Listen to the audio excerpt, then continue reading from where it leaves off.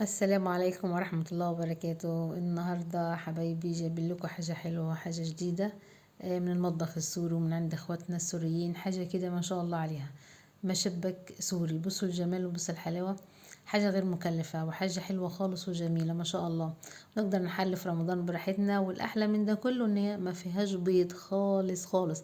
حاجة اقتصادية اقتصادية بجد بجد بجد. بصوا الجمال وبصوا الحلاوة، بصوا الجرمشة والطعم بصراحة بجد خرافة. تعالوا نشوف معانا بعضينا كده ازاي عملناه. اول حاجة طبعا هنبدأ بيها اللي هو الشربات. الشربات دي لازم تتعلميه. بصي انا بعمل على طول الشربات كوبايتين، كوباية مثلا كوباية ونص سكر، قدامها 3 كوبايات مية. كوبايتين كوباية سكر قدامها كوبايتين، كوبايتين سكر قدامهم كوبايتين ميه، يعني السكر ضعف الميه على طول. وسيبهم يغلوا على النار من غير ما تحطي لا ملح ليمون ولا تحطي ليمون كمان.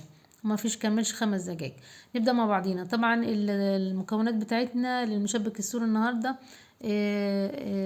بتاع سميد 3 كوبايات وكوبايه دقيق، تمام، و3 معالق لبن بودره، وعندنا 3 معالق كمان سكر مش مطحون، سكر عادي برضو، ومعلقة خميرة. كل اللي هنعمله هننزل على بعضيه كده بالظبط ونقلبه عشان كل المكونات تخش في بعضيها، يعني غير مكلف خالص. كل هو سميد بس، وكوباية الدقيق ومعلقتين السكر والبيكنج باودر والبتاع واللبن.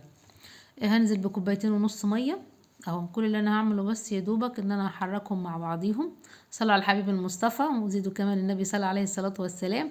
بصي انت كل اللي هتعمليه هتقلبيهم في بعض كده بس لحد بس ايه الكل يتجانس مع بعضيه، وكل اللي انت حطيتيه على بعضيه بصي يتشبع بالميه. وكل اللي هنعمله احنا هنغطيه وهنسيبه لمده نص ساعه.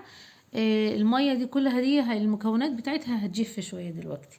احنا مش هنسيبه يخمر عشان هو فيه خميرة، بس خميرة فورية، لكن هو مش هيخمر، هو بس يريح بس. وان المية دي اغلبيتها هتختفي دلوقتي عشان تبقى عجينة متماسكة ومتجانسة تقدر تشكليها وتجليها في الزيت اهو. طبعا الشربات بتاعنا زمانه برد من بدري.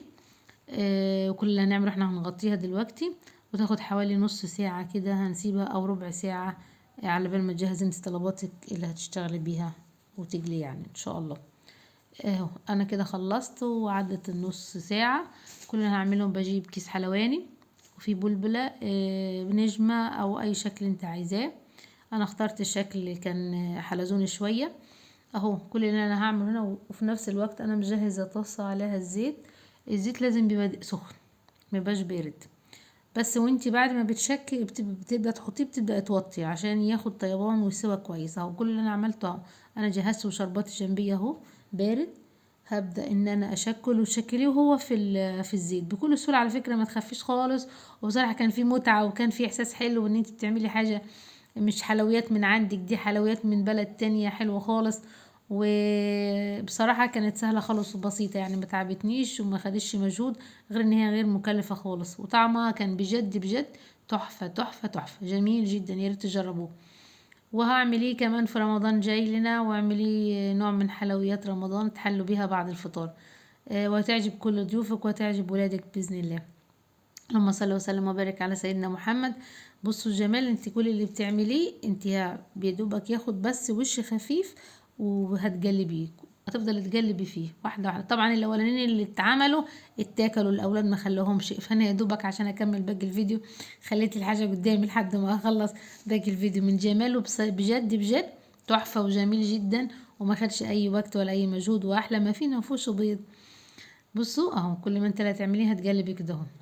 هتلاقي النار عليت او الزيت سخن جوي وطي علشان يبقى معاكي مستوي كويس، يطلع معاكي مجرمش. ولما بينزل في الشربات مش بيبقى عجين، لان انت كده لو النار عالية هتبقى انت الهفتيه. لازم تعملي الحركة دي اهو. جميل جدا ما شاء الله، الله اكبر. طبعا كده متنسوش الاشتراك في القناة وتفعيل الجرس عشان يوصلكوا كل جديد من قناة بنت السلطان من عند ام مصطفى. بصوا الجمال، الله اكبر. حاجة بسيطة وجميلة جدا ومش مكلفة على فكرة. ما اخدش زيت كتير بجد، ما مشربش زيت يعني اهو. انا دلوقتي لسه هقلبه تاني.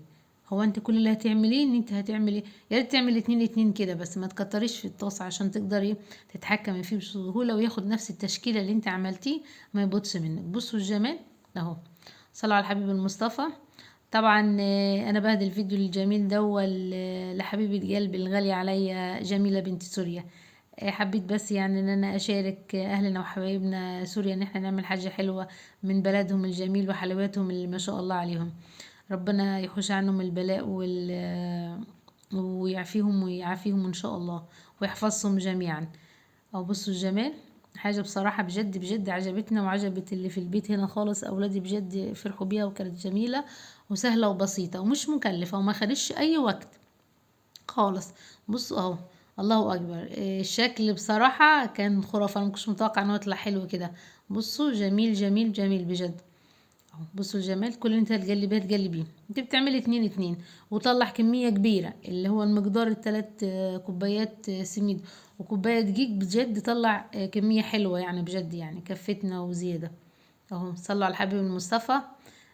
متنسوش بقى لايكات عشان نرفع الفيديو الجميل دوا، واشتراك في القناة كمان مرة تكرما منكم يعني. بصوا ما شاء الله جميل، الله اكبر ما شاء الله. حلو خالص بجد، وحاجة حلوة وحاجة اتبسطنا بيها وما خدش قلت لكم اي وقت خالص. بصوا جمالها وحلاوها بجد، شكلها كان تحفة وطعمها احلى. بصوا اهو، الله اكبر. وتغيير نوع من التغيير، احنا بنعمل قطايف بنعمل كنافة على طول في رمضان، هنغير. بصوا الله اكبر. انتي بتقلبيها كل شويه بتقلبيها لان انتي موطيه العين شويه عشان الزيت سخن منك، فانت بتوطيه وبتقلبي اهو. بس انا ما بحطش اول ما بيطلع بحطه في الشربات. انا طبيعتي كده في اي شغل انا بعمله، ما بطلعش الحاجه على طول من الطاسه بسخونتها وانزلها في الشربات، بسيبها تهدى دقيقتين. يعني انا هحطهم على الصينيه اللي جنبي دي، مفيش دقيقتين عبال بس ما اشكل الصينيه التانية. يعني انا بعد ما اشكل واملى الصينيه اروح ارجع اللي كان لسه طالع من الطاسه احطه في الشربات، ما بحطوش مباشره. حتى الفطيره لما بعمل كده، حتى الكنافه، حتى البسبوسه. اتعودي على التكايه دي حلوه بجد لما متاخديش مباشره وتحطي بتبقى معجن وتبقى مش مجرمشه. يعني عايزه الحاجه معاك تطلع مجرمشه وجميله وطريه في نفس الوقت من جوه، اعمل الحركه دي. ما تطلعيش الحاجه من الزيت اللي هتدخل في الشربات مباشره، لا، اصبر على ثواني عبال ما تطلع الصينيه التانية يشتغل معاك. بص اهو وانا بشكله بسهوله جدا كان بيشكل. وعلى فكره كيس حلواني العادي او كيس مطبخ هيشتغل معاك. او بص الجمال دول طبعا اللي اتبقوا لان كله اتاكل، علشان بس اختم بيه الفيديو. وصلوا على الحبيب المصطفى. بصوا الجمال، بصوا الحلاوه، الله اكبر. وحاجه كده بجد بجد انا كنت مبسوطه جدا بيه وسهل خالص وبسيط. مننساش بقى الاشتراك في القناة وتفعيل الجرس. وكل سنة وانتم طيبين، وان شاء الله يوصل لكم واعمل لكم فيديوهات حلوة في رمضان.